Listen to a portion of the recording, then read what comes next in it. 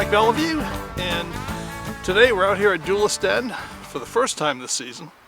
It's very early April, and I'll tell you what, it is actually pretty cold. I mean, I've got ice on my pond, and it's just in the low 30s right now. We're running about 10 degrees below normal, but it's beautiful, crystal clear, and I'm happy to be back in Duelist. And today, our subject is going to be the Ruger Old Army Revolver. Now, Ruger made the Old Army from 1972 until 2008, and they made a lot of them, and they made a few variations. We'll talk about that in a little while. This particular one was made in 1994, and a friend of mine, John Sentai, found this at an estate sale in western Pennsylvania.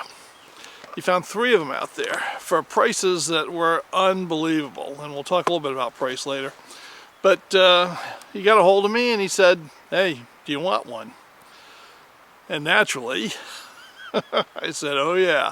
So John graciously bought me one, and then I paid him for it later on, and it's a beauty.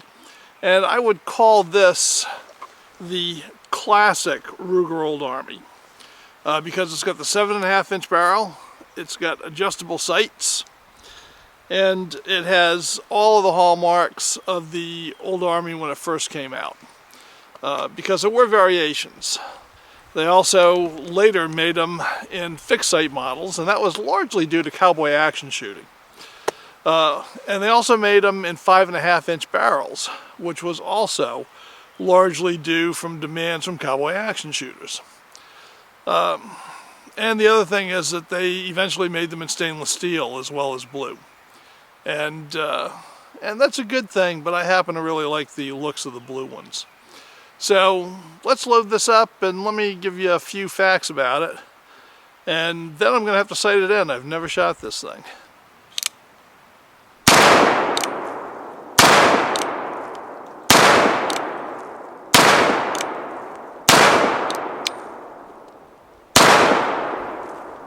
A lot of firearms writers over the years have said that the inspiration for this gun, from a cosmetic standpoint, was Remington's new model Army revolver. And I guess they can be forgiven for that, even though it is dead wrong, because most modern gun writers don't really know everything there is to know about 19th century cap and ball revolvers. But the fact is that it's obvious to anyone who is familiar with them that the inspiration for this gun, for the parts that are not pure Blackhawk revolver, were not the Remington New Model Army, but were actually the Whitney revolver, or on the Confederate side, the Spiller and Burr. And you can see that very clearly in the way the base pin is held in and the way the linkage is made. So, not that Ruger didn't modify that too, he absolutely did. But this is not Remington country at all. This is absolutely Whitney country. And the rest of the gun is pure Blackhawk. Okay, this is a Blackhawk frame that's been stretched out to accommodate having the loading lever in.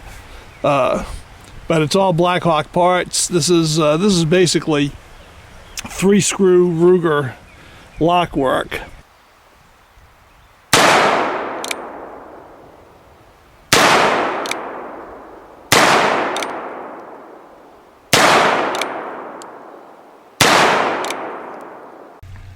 Well, Bill Ruger was a firearms genius. There is no doubt about that.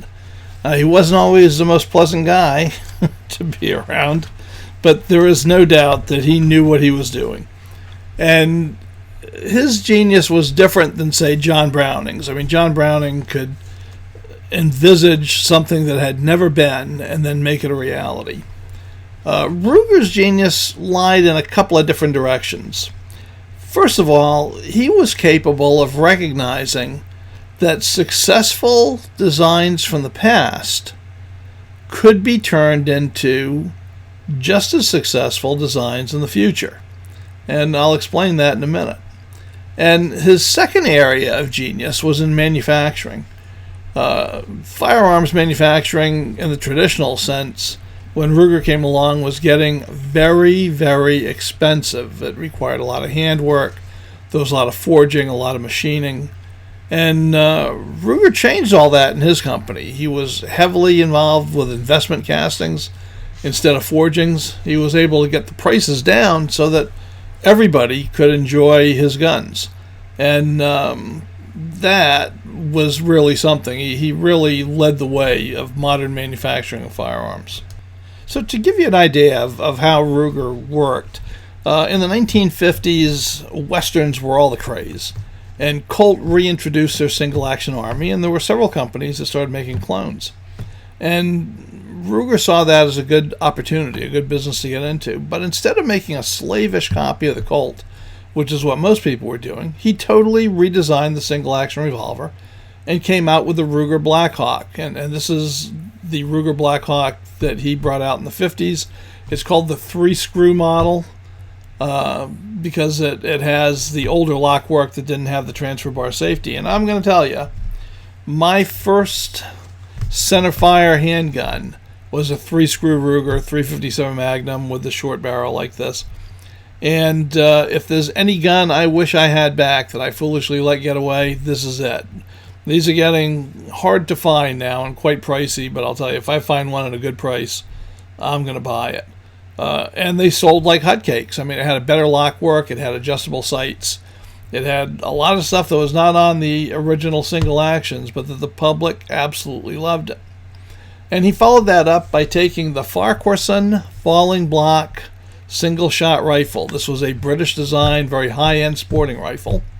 And he modernized that into the Ruger No. 1 single shot. When people thought that single shots were as dead as doornails, that nobody would buy a single shot rifle in the modern market. Well, in the 1960s, he brought out the Ruger No. 1, and it was incredibly successful. And then he followed that up with one of his last efforts with reviving the side-by-side shotgun, the Ruger Gold Label, an excellent 20-gauge bird gun. And Ruger consistently proved that you could take an old design, you could modernize it for modern sensibilities, and it would sell in today's market. And that was a big part of his genius. And the Ruger Old Army was absolutely one of the guns that he brought to life. Okay, loading is pretty much like any Capper revolver. We start off by putting it on half cock so it spins freely. I'm going to load 35 grains of 3FG Swiss black powder into one of the chambers.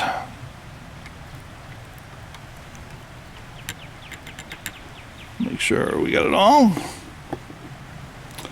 Alright, I'm going to seat one of my lubed 45 caliber wads on top of there. Get it started. And then I'm going to take a 457 inch diameter round ball. You can see the catch on this. Well, I'll show you in a minute. Let me ram that home.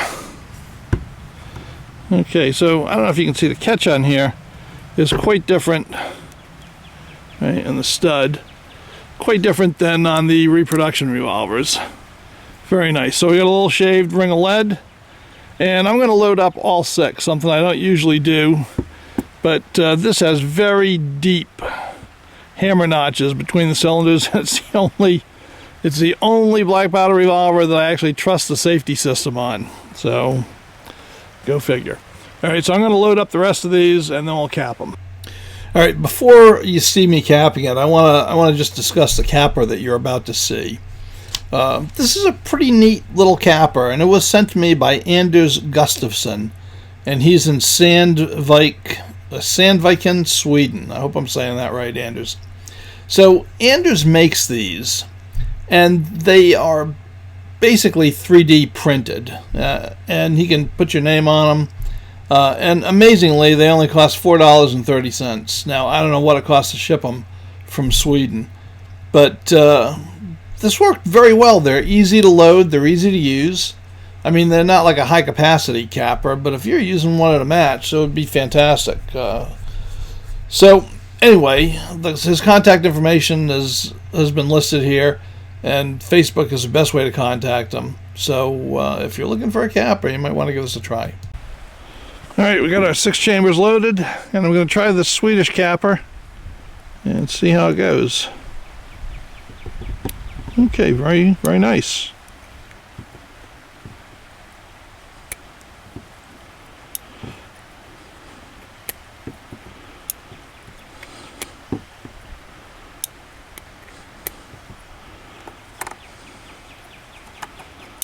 Okay, last one. Alright, now I'm just going to push all of these on with a dowel. I want to make sure they're seated down, though that capper did a very good job of getting them where they needed to go. Okay, now I'm going to bring this back beyond half cock, and I'm going to lower it into a safety notch. Right, so we're all locked up now, and we're ready to shoot. Well, the Ruger that I'm going to be shooting today is what I would call the classic Ruger Old Army. It was made in 1994, and it really follows the original pattern, which is a 7.5-inch barrel blued gun with adjustable sights. However, there have been some variations over the years, largely because of the interest in cowboy action shooting. In the late 90s, Ruger came out with a fixed sight model of the ROA in both blue and eventually stainless.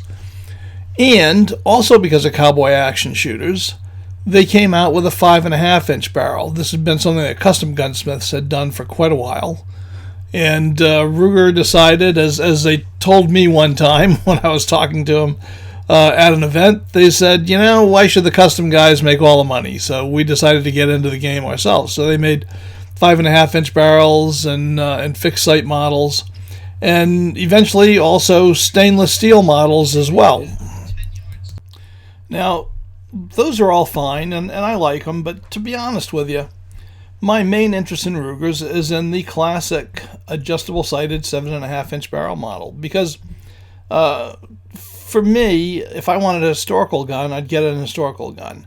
I like this Ruger because it is unabashedly what it is, a modern cap and ball revolver. So let's take it out and shoot it. Alright, I started shooting at 10 yards distance because I thought that would be a good place to make sure I was on target. But as it turned out, I had a problem with that because I was so close, my wads were blowing through the target alongside the ball. And I couldn't really tell what kind of a group I had because I had holes all over the target.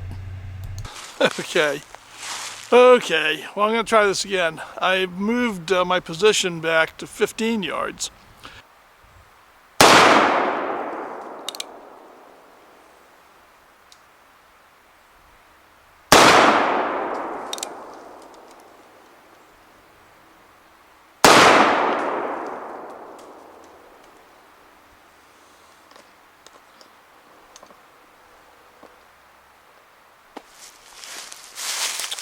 Alright, I'm going to go take a look. Well, I was high and pretty far to the left with the first 3 shots from the cylinder. So I cranked the rear sight all the way down, and I've moved it, well, it's actually far to the left, not far to the right, and I moved the sight to the right. So we'll see how we're doing.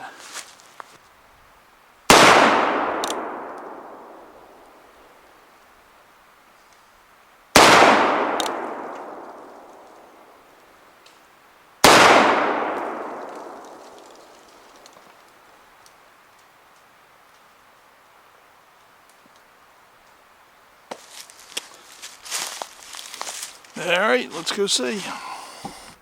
Okay, well, my first 3 shots were over here. I adjusted the sights. I got 1, 2, 3.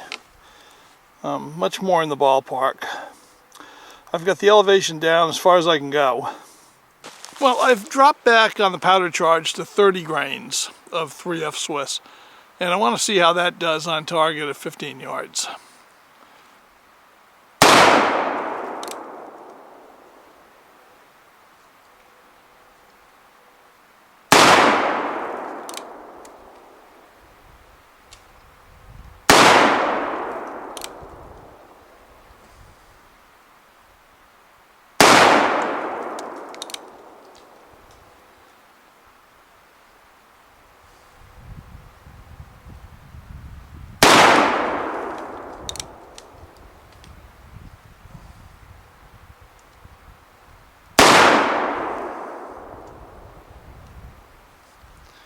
Okay, I think that 30 grain charge is it.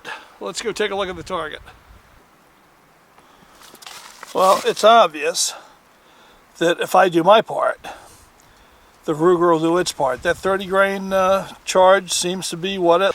Well, poor Evil Roy has been stuck here at Duelist Den all winter, and he's just been dreaming of the chance to get his revenge on me for leaving him out in the cold. So it would be unfair to come back here to the den without giving Evil Roy his chance to take me out. So let's see if he can do it.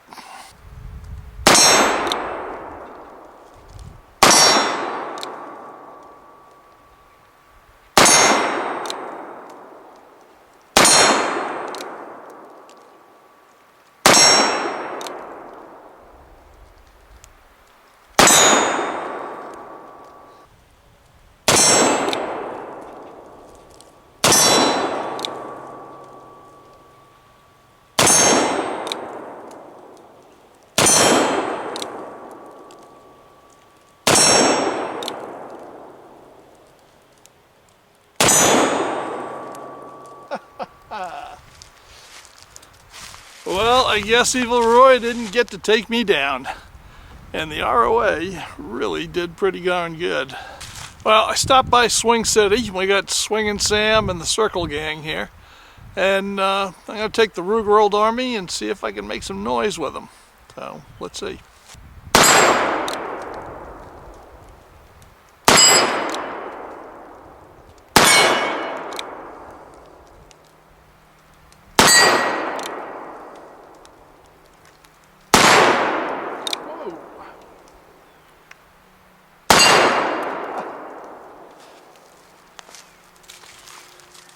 Good thing I loaded 6, right? For all you guys that always chide me about only loading 5. Well, you're right, 6 came in handy. Well, you know, a lot of people say to me, why a Ruger Old Army? Why bother? Right? It's not a historic replica. What's the point?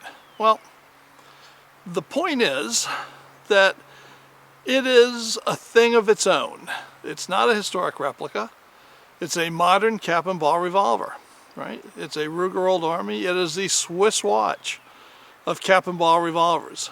I mean, this action, when you cock it, it locks up like a bank vault.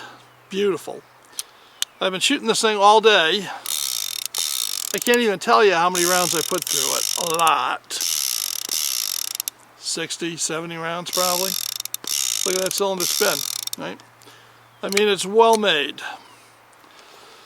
It hits what it's aimed at, and it does what you want a gun to do. And it's not a historic replica, and I'm okay with that. It is its own thing, and I'm happy to have one. So, if you just want to shoot cap and ball and hit what you're aiming at, and get the full potential out of the gun, the Ruger Old Army is a great choice for that. And obviously I've got historic guns for historic purposes, right? But I enjoy this. And it's as fine a gun now as it was when it was made in 1972 for the first time, 1994 when this thing was made, and I wish they had not discontinued them. In fact, when they discontinued these things in 2008, the going price in Midway USA was $590, I think. Right, pretty high. These days, now that it's discontinued, you can find them going for $800 easily. and I've seen them even higher, which I think is crazy. But 800 seems to be a pretty common price for these things now, just because they're not making them anymore. But thanks to my buddy John Sentai, I got this for vastly less than even the Midway 2008 price. And this gun, I'm quite sure, was unfired until I had it. So this is a good find, and I'm awful glad to have it in the gun collection. So if you enjoyed this, and I hope you did, be sure to give it a thumbs up. That helps us out on the old algorithm there. Love to get your comments, whether they're good or bad. Some of the bad ones, I gotta say, are really bad when I get them, but the good ones are good too, and I enjoy reading them all. So feel free to let me know what you thought of the video. And if you're not a subscriber, I hope you'll consider subscribing. We got lots of black powder content. And if you want more black powder content, you can support us on Patreon. It helps us to do all the things that I do out here. That's Duelist Den. I actually spent a good bit of my retirement money buying this specifically to make videos, because I could not make the kind of videos I wanted to make at gun clubs. And I got to maintain this place and pay taxes on it, and really the only reason I'm doing it is so I can make videos that you guys will enjoy. So you know, it's nice if you can support it on Patreon, but if you can't, that's okay. We want you to enjoy the videos. If you want more black powder content, you can go out to MikeBeliveau.com. If you've been out there recently, and this is early April of 2021, early April of 2021, back in March, my site got hacked, and some stuff got messed up, and it took me a while to get that fixed, but it's all up, and everything is working again now. And it's perfectly safe, got security on it to protect you, and that also costs some money. So if you're out there and you see a t-shirt you like, you might want to buy it. But there's plenty of good black powder content out there, and I'll be adding more to it as time allows. So until next week,